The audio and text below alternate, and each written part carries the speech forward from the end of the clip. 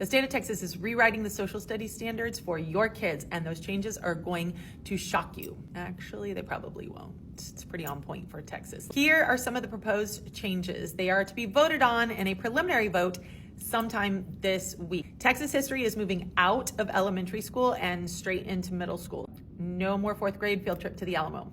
There will be less world history and global perspectives. There is a religious and biblical context, including ancient Israel and Christianity's influence on Western civilization, the US and Texas. Events will be framed ideologically, like calling the Boston Massacre propaganda and redefining and really oversimplifying slavery. One of the strongest arguments that supporters make is that it shows the Christian founding of America, which is frustrating because historically that is completely inaccurate. Most of the founding fathers were actually deists. They believed in a higher power, but not in organized religion. They believed in reason, liberty, and law, not a government shaped by faith. Thomas Jefferson actually wrote in his 1802 letter to the Danbury Baptists a wall of separation between church and state. This principle of the separation of church and state protects religious freedom along with the First Amendment to the Constitution and prevents the government from favoring one religion or any religion or no religion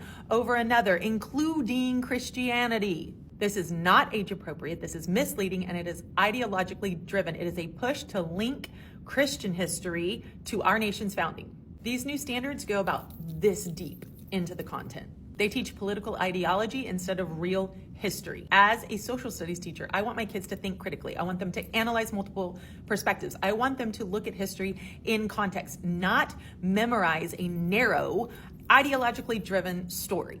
The most frustrating part is teachers don't get a vote. These decisions are being made by the 15 elected members of the Texas State Board of Education, many of whom have no experience in the classroom, no experience teaching history at all. They are deciding what every Texas student must learn, and teachers like me just have to blindly follow along. Kids deserve a truthful, factual, and balanced history, not a political or religiously driven version.